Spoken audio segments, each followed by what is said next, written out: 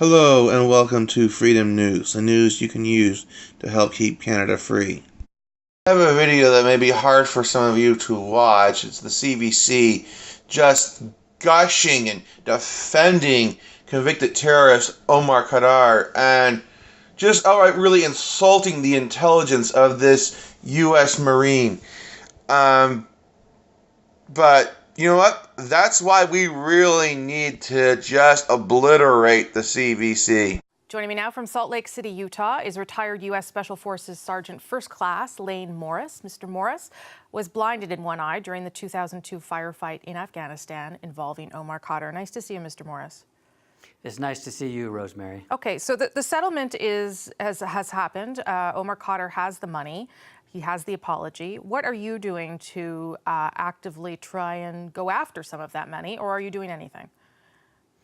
Certainly, I have a dedicated team of lawyers that have been working on that, will continue to work on trying to recover some of that money that a court has already ruled, has issued a judgment for, I think it's $145 million in our favor. So they'll continue to try and pursue that money. That happened in a U.S. court, though, so I guess you need to somehow get jurisdiction here in Canada to try and access some of it. Is that what your lawyers are telling you?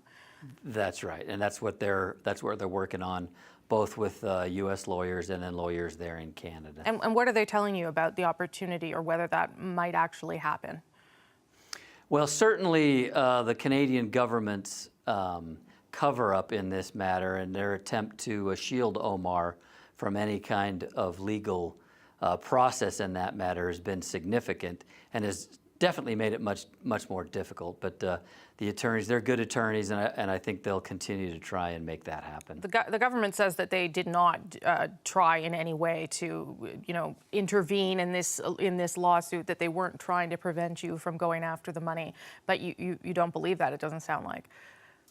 No, it's, that's just you hate to call somebody a liar, but that's so far from the truth. This was a deliberate attempt by Mr. Trudeau and the Canadian government to not only pay Omar, but to do so in a way surreptitiously and give him a head start so that he could secure those funds and get them as far away from other people as possible. So they've picked their side, and I guess that should be no surprise, but it doesn't mean it's any less disturbing or upsetting to any right-thinking person.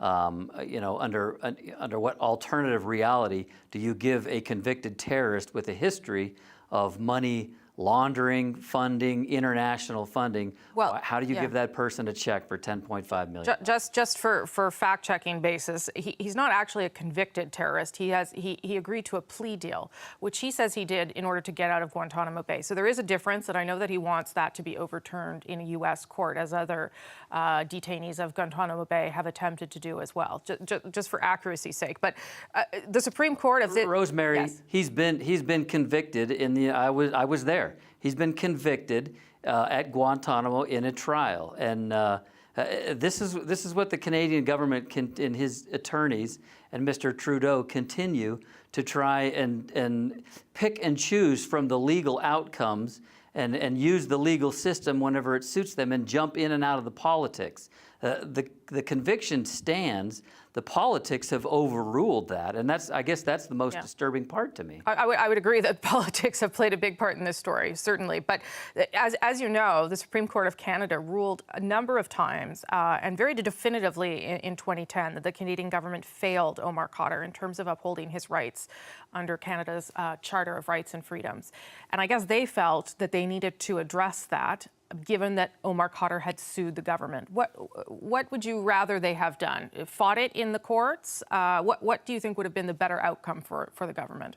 The best outcome for this would have been the Obama administration not shipping Omar Khadr out of Guantanamo back to Canada and turning him loose on the streets. So, and before that, the best solution would have been Omar Khadr's father was not freed from a Pakistani jail for bombing U.S. embassies 2 decades ago. So Right. we continue to double down on the stupid in this case, Rosemary, and now we're to the point where it makes it difficult to look back and say, at what point should we have realized how stupid we were behaving? And in the case of Mr. Trudeau, he seems to continue to want to double down on that. But I guess again, this is the government's argument, is that there is a difference between what Cotter did in Afghanistan versus how he was treated in Guantanamo Bay, and the government felt like they weren't going to win that case when it came to how he was treated in Guantanamo Bay. Do you not want to make that distinction, or those two things are too connected for you? Those things are connected for me, but again, if you are a supporter of Omar Cotter, a groupie, so to speak, and Mr. Trudeau definitely falls into that category, then you look for any excuse possible and you pick and choose from the legal opinions that are out there on what you need to do. And he was more than happy, jumped at the opportunity to pay Omar Cotter $10.5 million, shield him from any possible legal repercussions from giving him that 10.5. Yeah. You can't have it both ways. You can't say that we're simply following the law, but then simply inject your politics anytime you want and remove Omar Cotter from that. It doesn't work that way. Except it is working that way. Except, Mr. Morris, rights apply to everyone, whether the person is good or bad. Their rights get the same level of protection, whether they're a good person or a bad person. And so I would take issue with the notion that the government jumped at a settlement. That's not how I read it here, but I understand from your perspective why you would say that. I certainly think that there was an anxiousness and a happiness to jump at this, and I don't accede to the fact that his rights were violated. Certainly, Mr. Trudeau has jumped at the opportunity at a legal opinion that his rights were violated. Certainly, all of our rights ought to be respected. It is a legal. I don't think Omar Cotter's rights have been violated. It's a legal opinion from our Supreme Court, so it is the highest legal opinion that you could have when it comes to a determination of that. Certainly, your Supreme Court can say what they want. Our Supreme Court in the United States can say what they want. Yeah. He's been convicted in the U.S. court. I think you have to live in some kind of alternative reality where, regardless, you think it's a good idea to give a convicted terrorist $10.5 million. As I said to you, I spoke with Cotter last week, and I asked him, lots of questions about whether he felt he deserved this, whether he can't even acknowledge publicly that he's received the money, but of course we know he has.